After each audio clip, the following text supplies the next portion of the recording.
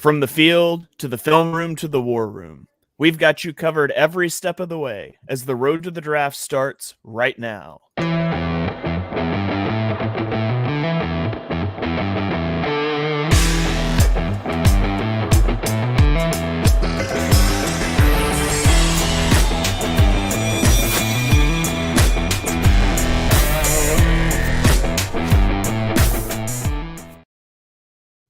Welcome to the chalkboard, my fellow football nerds, for episode number 153 of Chalk Talk.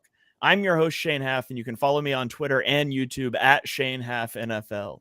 I'm joined today by the best co-host in the game. You've heard him on the Tough Cover radio show. It is Mark Henry Jr. Give him a follow on Twitter at _MarkHenryJr_. Mark, how are you doing today? I'm doing well. My voice is still recovering from WrestleMania. 2 nights, 8 hours of screaming my head off at the link. Usually you would think that's, an Eagles game. Maybe it went, triple overtime in the playoffs. No, it was 2 nights of WrestleMania. My voice might not sound the best, but now officially focused going forward. No more WrestleMania, no more March Madness. It's all NFL draft. That's all my focus is on. My voice, I think, always sounds bad. So, it's nice that you're trying to make me feel a little better here. So I do appreciate that. That's why we call you the best co-host in the game. I'm also joined by my co-host. He's the other best co-host in the game, fellow draft enthusiast Deibs. Give him a follow on Twitter at Mr. Crockpot. Be sure you check out his podcast, Party on Broad. Deibs, how are you doing today? I'm good, man. Not the most exciting group, but is definitely a need. You could argue maybe top 5 need for the Philadelphia Eagles right now as the roster stands. You look at Albert O, you look at Grant Calcaterra, you look at Jack Stoll. Heading elsewhere, finding a valuable tight end too for this roster for Jalen Hurts is definitely important. And let's call it like it is. I love Dallas Goedert, and I'm excited to see how he looks with more targets under Kellen Moore. But the dude is a lock to miss at least a month of the season pretty much every year. So finding a guy, especially a wide receiver, tight end-ish, that can jump in and fill that role, fill that void, is really important. So we're going to talk about some guys here. Yeah, we are going to talk about the tight end draft class. It is the last group of prospects that we have not ranked yet. If you've been following along on the feed, you've noticed we haven't done a live show since we did our Super Bowl recap. All of the draft podcasts have been re-aired, but we are back to live. We are back to featuring everything exclusively on Chalk Talk here. We've got some comments rolling in from Miss Chris, says, hey, Shane and company. Also asks about the draft spreadsheet. So I do want to plug that real quick. We have released our annual draft guide. I've tweeted out the link. I think all these guys have as well. I also made a tutorial video on YouTube that shows you how to use it, and there's a link there. So if you check around, you can find it here. But on its opening page here, we've got a plug for the Edge of Philly Sports Watch Party. That'll be April 25th at 7 p.m. We'll be doing live day 1 analysis. We'll be back for day 2 of the draft. There's links to our previous big boards, and then you have our big boards, and it has highlights for who's the highest on a player, who's the lowest. We've got an average between all 5 of us analysts. We have a consensus big board, relative athletic scores, Mark's player comps for some of the players. My top 50 will end up having links to short 2 to 3 minute YouTube videos. I'm about halfway through those. So go check that out. You will have to download a copy to be able to filter it. And then you can filter by specific position or specific college if there's something you're trying to find. But you will have to make a copy of it to be able to filter. So be sure you check that out. We will be featuring that on our draft show when we get there. All right. Let's go to a couple more comments and then we'll dive right in. We've got time for UFL football. He says we get 1 thumbs up. That's it. That's all right. We'll take 1 thumbs up. Ask what our thoughts on the Bills are. We're going to be getting into, I think next week, we're going to do a full first round mock draft. So we'll get into some specific team fits and things there. So be sure you check back for that one. And then one more here. We've got Al on Twitter says, what should the Phillies do with Castellanos? Just kidding. Best minds in the draft. And so I don't even know what that's referencing because I'm just a football guy. Another comment, excited to check out the big board. So welcome, everyone. We're going to dive in here. And Mark, I'm going to throw it to you first here with a guy that is number one on all of our boards at a tight end. This is a consensus. Honestly, it's very rare you can say if you have a different tight end number one, a different guy at any position number one, that you're crazy. If this guy's not your number one at tight end, you're a little bit crazy. Mark, talk to me about Brock Bowers. Yeah, and I hate to say with multiple guys at multiple positions in one draft that they're the best of that position that I've ever evaluated doing what we do here, but this is the best tight end I've ever evaluated. Brock Bowers surpassed the previous highest tight end I've ever evaluated is Kyle Pitts. And I'll kind of compare the two a little bit in a second, but Brock Bowers 6'3", 244, allegedly runs a 4.5. That's alleged because he has not worked out in terms of testing and all of that. 3 really, really good years. It's kind of funny. All 3 are really similar. 2020, like 56 catches, 63 catches, 56 catches, 717 yards, 942, 882, 6 touchdowns, 7 touchdowns, 13 touchdowns. Like, actually, you probably could make the argument that his first year, his freshman year, was his best year. He was the SEC Freshman of the Year. Funny enough, he was the Mackey Award winner the other 2 years, not his freshman year, when he probably had the best year of his college career. I think a big thing about why Brock Bowers is the best tight end prospect that I've ever evaluated is that he's also by far the best blocking tight end in this class. And I think when you pair that with being the best receiving tight end in this class, then I think that's I think that's a pretty dangerous combination. He's a contested catch monster, a yak animal. He's an extremely versatile playmaker who lines up all over the formation. 40% of his snaps coming from the slot, another 11% from out wide. The rest is probably like 49% coming in line as a tight end. He just defies everything that I've tried to tell myself about overrating tight ends. And I mean, there's a comment here. Is Kyle Pitts a praise at this point? Kills me in fantasy every year. And yeah, it's funny. I feel like there's been times that I've kind of went back and you looked at how tight ends have fared that went near the top of the draft and hasn't usually panned out that well. You look at the top tight ends in the league and it seems like you find them on day 2 almost exclusively. Travis Kelce, Sam Laporta, George Kittle, Dallas Goedert, Dalton Kincaid, or I guess Dalton Kincaid went the back end of the first round, but there's a ton of tight ends and most of the good ones have went on day 2 or even later. So I understand the concern of not wanting to draft a guy that high. And I think I've kind of adjusted it. I think if a Kyle Pitts came along again, that was that good of a receiver, but maybe not a blocker at all, he probably wouldn't be a top 5 pick for me anymore, but he probably would still be a fringe top 10 guy. And maybe we'll finally see Kyle Pitts live up to that this year. But the reason Brock Bowers is a better prospect than Kyle Pitts is his numbers are better as a receiver in an offense that passed much less frequently. So in a less high octane passing offense, he had better numbers than Kyle Pitts. And oh yeah, he's the best blocker in the class, while Kyle Pitts wasn't a blocker at all coming out. So that's why Brock Bowers has surpassed any other tight end that I've ever evaluated. And it's why he is, a top 5 potential pick for me. Yeah, so he's number 5 on Mark's big board. He's number 7 for me, number 14 for Deibs overall. And to the question on Twitter or on Twitch, excuse me, about 50% of Bowers' production being yak, is that a concern? I could see where that's a concern for like a receiver that gets schemed up touches and screen passes and things, disguising the fact that they're explosive, but they're not a very good route runner. Brock Bowers is an incredible route runner. Like, he separates consistently on routes, specifically routes that leverages athleticism, like seam routes, those over routes.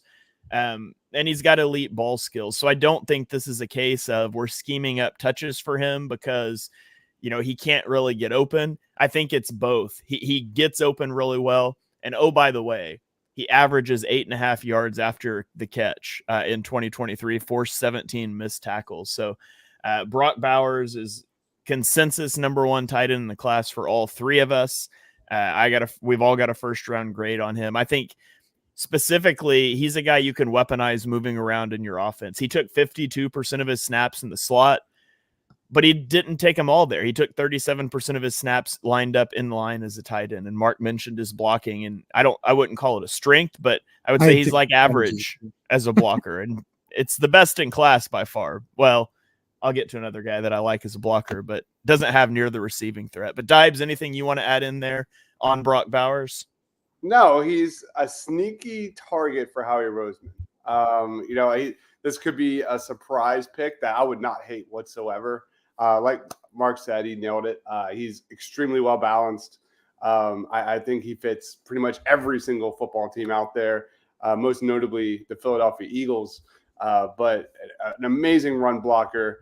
And there were times for Georgia when they couldn't go to him enough. I mean, he was unstoppable at times.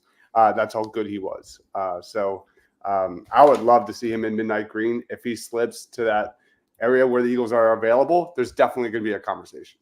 Two rebuttals real quick, just on Bowers. And of course, me and Shane had different percentages there. I feel like when you look at those snap count percentages, it's always different no matter where you're looking at. Yeah. But it's that stuff always frustrates me during the draft process. But a comment here, Hawkinson is the exception. He was a first rounder. Hawkinson's NFL stats, if you look at them, don't blow you away. He's been a good tight end for sure. He probably just had his best year in 2023, 95 catches, but he's never had 1,000 yards. He's never had more than 6 touchdowns. If Brock Bowers is TJ Hawkinson, I think that'd be disappointing. I think he should be better than TJ Hawkinson really has ever been. And maybe that's crazy. I didn't have a good player comp, in my opinion, for Bowers rather. Hawkinson ran through my head. I didn't think it made too much sense. I think Bowers is just more skilled as a receiver. The guy who made the most sense is like a very rich man's Dallas Goedert.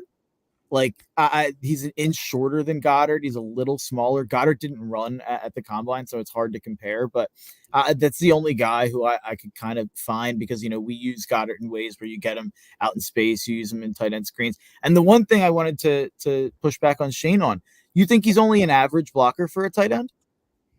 Yeah, I think his lower size profile, I think, does limit him some as a blocker. And so I don't think he's got near the blocking ability that a guy like Dallas Goedert, who you've comped him to, has.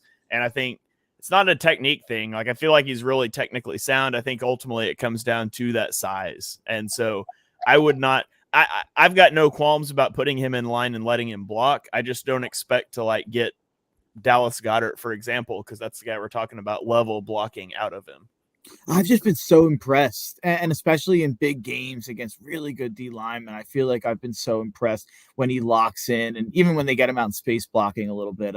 I think he does have a lot of that Goddard in him. So I was just surprised to hear you say he's average as a blocker. I know there's a couple there. I know I was reading a scouting report that said he gets crossed up a couple of times, and you could see it on tape a couple of times. But I was really, really impressed with him as a blocker. I mean, impressed enough for me to say he's better than some guys who are in this class that are blocking tight ends. So I was really impressed. All right. Well, let's turn the page from Brock Bowers. Let's go to our consensus tight end 2 in the class. And again, I think this is pretty chalk. Everybody's got this guy tight end 2. It is Jatavian Sanders, tight end out of Texas. Deibs, talk to me about JT Sanders. Yeah, my co-host, Ryan, this is his boy, so I hope I do this justice. But anyway, you look at Brock Bowers, who's incredibly well-balanced. JT Sanders, not so much.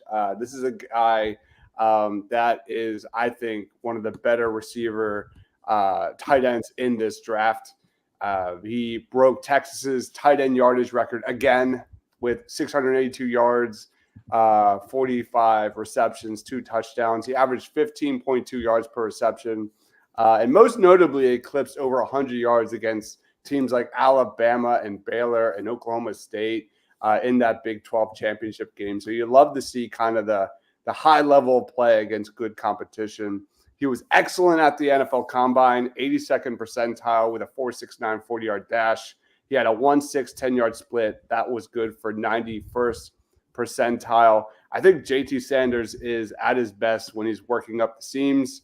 He's excellent at catching balls in traffic. He's a really smooth mover. He's got incredibly strong hands.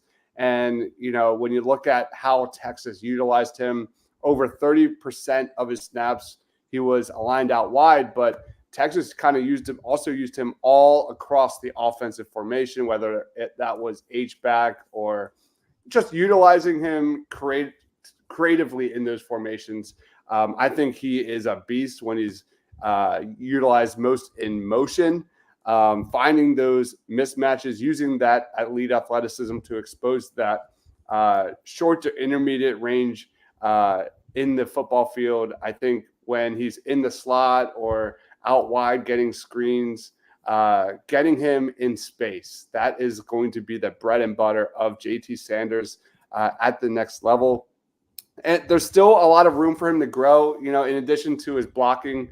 I think he needs to become a better route runner. His route tree still has a lot of room to expand. And when you talk about the blocking, he's a willing blocker, but that's not what you're drafting this dude for. Like, this is an NFL-ready receiver. He's going to be a safety valve for quarterbacks at the next level, working that short to intermediate area of the field, and just be just a weapon when it comes to getting into the open field, threatening defenses down the field. And I see a second-round target for this guy. We've mocked him to the Philadelphia Eagles several times in our mock draft shows. So JT Sanders, if you're an Eagles fan, is definitely one to know.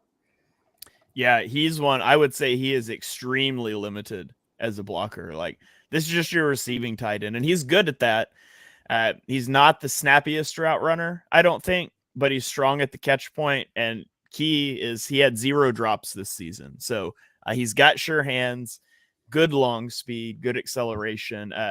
He's much more of your prototypical, like, receiving tight end, put him in the slot, never ask him to block. Which makes him an interesting fit. If, like Deibs said, if you're an Eagles fan, when you have a Dallas Goedert who is so good, but you like to run 12 personnel, it gives you some options. Mark, anything you want to add in on JT Sanders? No, you guys covered it. I was surprised his vertical was so bad. He only had a 30-inch vertical. I was looking at like the other guys, and they're all like upper 30s, near 40. Weird little quirk there that kind of is really driving down his relative athletic score. But yeah, he was my tight end too. I will say I kind of at the beginning of the process expected myself to grade out a little bit higher on him. I thought he'd be like a fringe first rounder for me, but he's very much like a mid to late second rounder. Yeah, he is number 49 on my big board, 44 for Mark, and 51 for Deibs, just to give you an idea of where we're at. So those are our top. Sorry, what was that? It's always funny to see, and this is why I love the spreadsheet so much. It's always funny to see certain guys where I was like, I'm the highest on him. Like, I didn't. It's not a guy I would have pegged myself to be the highest on. Yeah. So now we're going to go to our number 3s, and we all have a different guy at number 3. But we all have the same guys in our 3 through 5 slot. So we're each going to talk about the guy we have number 3, and we'll mention where they fall for the others. So my number 3 tight end, he's number 4 for both Mark and Deibs, is Ben Sinnott, the tight end out of Kansas State. He was unranked as a recruit, committed to Kansas State. He is 6'4", 250 pounds. He had a 4.68 40-yard dash, which is 70th percentile. He had a 97th percentile vertical, a 96th percentile 3-cone, 94th percentile broad jump, and a 91st percentile shuttle. Overall, he had a 9.72 relative athletic score, which I'm a huge fan of. In 2023, he had 49 receptions for 676 yards and 6 touchdowns. The year before, he had 447 yards and 4 touchdowns, which is basically the 2 years that he was a starter for Kansas State. Sinnott has obviously the relative athletic score. He's got elite acceleration, burst, and agility. Now, I think he's got average long speed. I mean, 70th percentile 40 is not bad, but he's not a field stretcher, but he's fast enough that you can run him up the seams, but he's really good in those short areas. I think he is a pretty good run blocker. He's got a lot of positional flexibility. He was listed as a fullback for Kansas State in 2020 and 2021. In his time at Kansas State, he took 12% of his snaps in the backfield. 63% lined up in line and 22% in the slot. So he's kind of a move piece, an H-back sort of. And he's got solid run after the catch ability. It's not earth shattering, but that short area burst that comes into play. Now, he could still get better as a blocker. He's got poor technique a lot of times. He'll get his pads too high, his hands too wide, and he takes bad angles. Once he actually locks onto a guy, he does a really good job sustaining those blocks, but sometimes his targeting is off. And then I think he struggles to separate at the top of routes. He doesn't take the best cuts. He throttles down really slowly, and he just lacks that physicality you want from a bigger guy working through that route stem. So I've got a 3rd round grade on Ben Sinnott. He's 72 on my big board. He's 89 for Mark and 85 for Deibs. I think he's an intriguing guy, but he's not a guy, that I expect to come off the board in the 2nd round. Mark, anything you want to add in on Ben Sinnott? Yeah, he's one of 2 guys that at different points of this draft process I've heard are kind of creeping up to the tight end 2 conversation. And I think he's probably the consensus tight end 3 out there on most boards. Maybe Shane could tell me otherwise. I know we have a consensus tab there, but I feel like just from what I've read, it seems like he's tight end 3 for most. I wouldn't be surprised if he went in the back end of round 2. All right. Deibs, anything that you want to add in there? No. Big time target for the Birds. Also have mocked him to the Eagles multiple times. Definitely one of those favorite late day 2, early day 3 guys. On the consensus board, Mark, Cade Stover is the number 3, and then actually Theo Johnson is slightly ahead of Ben Sinnott. So Sinnott's actually number 4 or number 5, excuse me, but it's really close. So, okay, well, let's keep it rolling here, and we're going to go to our next guy. This is tight end 3 for Mark. He is number 5 for Deibs and I. It is Theo Johnson. So, Mark, talk to me about Theo Johnson. And yeah, this is the other guy that I feel like at certain points of this draft process has sort of crept up into the tight end 2 conversation. I feel like it's cooled off the heat around him as of late. He's a 9.92 relative athletic score guy, so this is a freak athlete. I always fall for these types of guys, the Zach Kuntz, if you will. There's always been a stud tight end in the back end of the draft who rises throughout the process, and I always fall for it. Sometimes it works out, sometimes it doesn't. But this guy, he is a former wide receiver, and you can see it. But he has those skills at 6'6", 259, runs a 4.57, a 39.5-inch vertical. Only had like 54 catches for around like 670 yards over the last 2 years, but he got 11 touchdowns in that stretch. There's a lot of untapped potential there as a receiver, and he's a really good inline blocker, uses his long arms really well. So Theo Johnson has become pretty comfortably my tight end 3. All right, Deibs, anything that you want to add in on Theo Johnson? One of the biggest winners of the Senior Bowl and then the Combine. Like throughout the whole draft process, he looked really good, crisp in his routes, able to create separation at the Senior Bowl and at the Combine. His measurables were just off the charts. And I agree with this. I think this guy could surprise a lot of people as a day 2 pick. And coming into this process, he was probably more of a day 3 undrafted guy. So one of the big time climbers.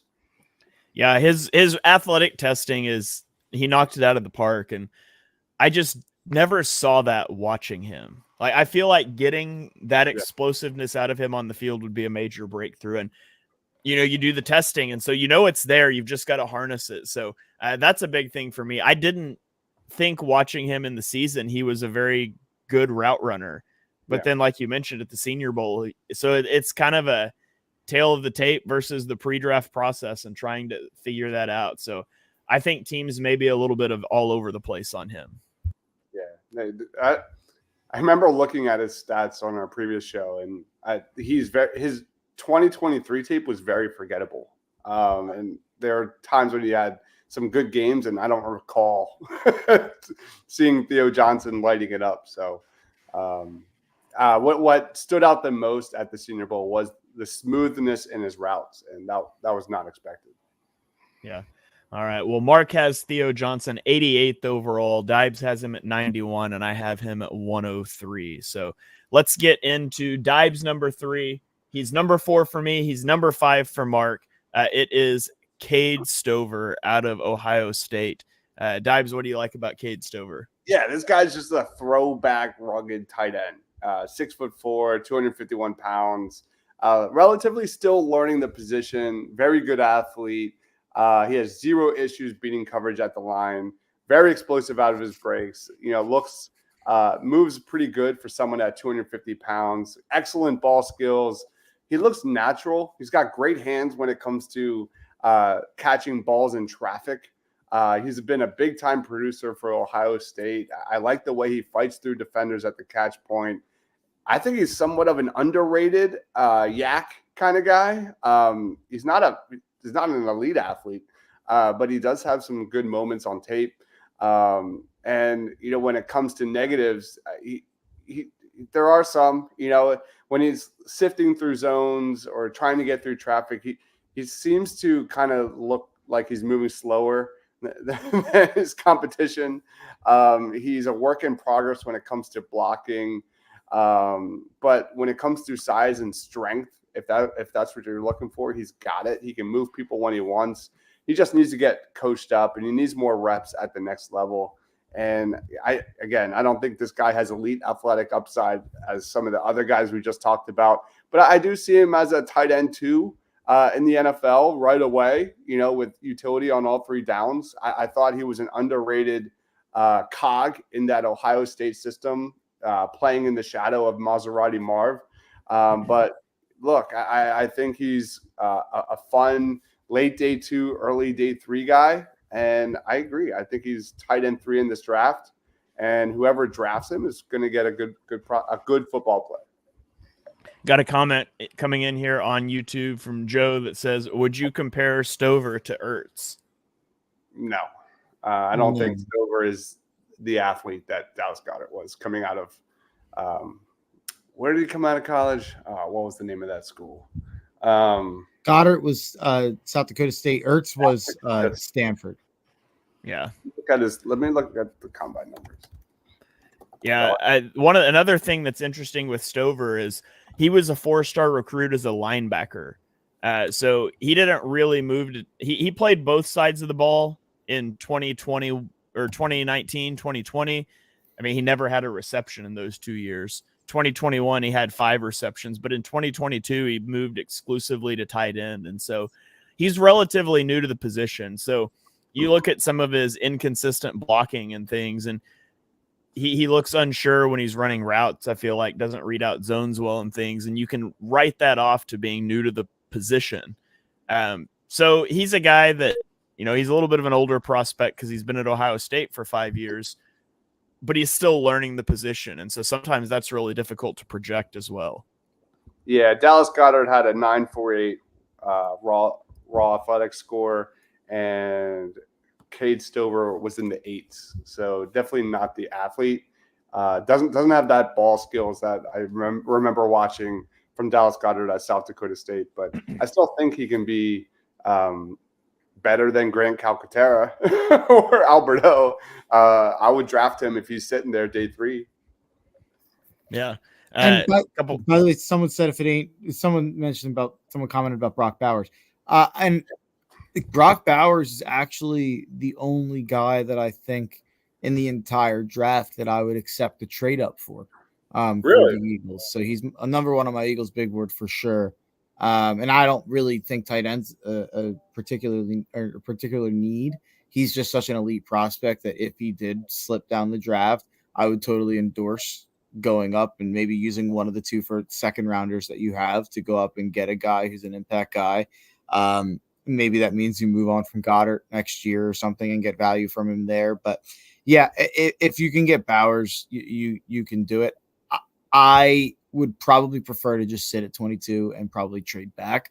I wouldn't trade up for Arnold because there's too many good corners. So Brock Bowers, definitely a guy that I'm absolutely interested in the Eagles. To kind of follow up on what Deibs said earlier, I meant to follow up on it. All right. Well, there you have it. Our top 5 tight ends at number 1 and 2 were all the same. Brock Bowers, number 1, JT Sanders, number 2. And then from 3 to 5, I go Ben Sinnott, Cade Stover, Theo Johnson. Mark goes Theo Johnson, Ben Sinnott, Cade Stover. and Deibs goes Cade Stover, Ben Sinnott, Theo Johnson. So there are our top 5 tight ends. Be sure you guys check out our draft spreadsheet. We tweeted it out. It's got the big board, the top 100 for each of the 3 of us, as well as Ryan, which is Deibs' co-host on Party and Broad, and David, who is mine and Deibs' co-host on Birds of the Roundtable. So you can check all of that out. Again, you can make a copy of it, and you can do all the filtering things. But guys, before we get out of here, is there any tight ends that didn't make your top 5, guys that you want to give a shout out to? Maybe a favorite day 3 guy? Anybody like that? I'm not gonna lie, I was just over watching tight ends after 5, so I don't have one. But if any of you do, I'm happy to hear it. Yeah, I'm curious if Deibs has the same one or a different one, or what his thoughts on this guy are. But Jared Wiley is probably my tight end 6. Probably just missed my top 100, to be honest. He's a guy that he's really, really low on PFF's big board. So when I do these one team drafts that I've been doing for every team in the NFL, I have Jared Wiley on every team. But he's got a 9.3 relative athletic score, 6'6", 249, runs a 4.62. He had 47 catches this last year, 8 touchdowns, 520 yards. And his best attribute is as a blocker. I feel like we do kind of see these tight ends that are diamonds in the rough that go in the 3rd, 4th round and pop more than we expect. And it happens early on for quite a lot of guys. So it wouldn't shock me if Jared Wiley went in the 5th or 6th round and ended up having a nice career down the line. Yeah, that's a good one. He's definitely high on my list. Excellent athlete. The 2 that I'll bring up, and they're not guys that I'm not necessarily high on, but here we are. Brevin Spanford, 6'7", just looks like an elite red zone threat. I think he's more of a day 3 to undrafted guy. But I mean, he's 24 years old. He needs to improve his route running. But man, like, he looks like a mismatch waiting to happen in the NFL. The other guy I'm looking at is AJ Barner out of Michigan. Spent the first 3 years in Indiana, went to Michigan. Didn't have a lot of stats, but 6'6", 250 pounds, really good length. Not an elite athlete whatsoever, but he's a really good run blocker. And that's kind of going to be what he is.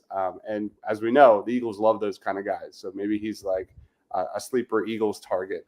And we know the Eagles love to draft prospects from teams that win the championship. You look at previous championship winners in the past. So maybe AJ Barner is, one of those day 3 undrafted targets for the Birds, but not a lot of depth in this group. You're really just hoping something clicks, or you could maybe roll the dice on more of an athlete in Jaheim Bell out of Florida State. He's a guy that is, you can put him all across the football field. He's not really a tight end. He's more of a receiver. Put him at H-back in the slot on outside. Maybe that kind of gadget kind of guy could be a good fit in Kellen Moore's system. Outside of that, there's not a lot. Another guy like that could be Tanner McLaughlin from Arizona. Good athlete, former receiver, really just like not a blocker at all. But Tanner McLaughlin from Arizona is another guy that he's probably my tight end 7, to be honest, right behind Wiley. Then you could get the whole Tanner McKee to Tanner McLaughlin in the preseason. Be great. Yeah, I like that. The Tanner Mc connection. Yeah. All right. Well, that is going to do it for this episode. We have ranked every single position group now. So if you have missed them, you can go check out the Chalk Talk podcast feed. Unfortunately, the older videos are not on YouTube, but if you're watching this on YouTube, you'll see the new Chalk Talk videos start streaming out to YouTube as we move back into live content now that we're through most of the draft scouting stuff. But we do really appreciate you guys. Thank you for joining us for episode number 153 of Chalk Talk. If you enjoy what you heard on the show, and we know that you do, smash that subscribe button and turn on notifications so you don't miss our next episode. Drop us a 5-star rating wherever you stream your podcasts. You can follow us on Twitter. I'm at Shane Half NFL. Deibs is at Mr. Crockpot, and Mark is at Mark Henry Jr. _. And we will catch you guys next time.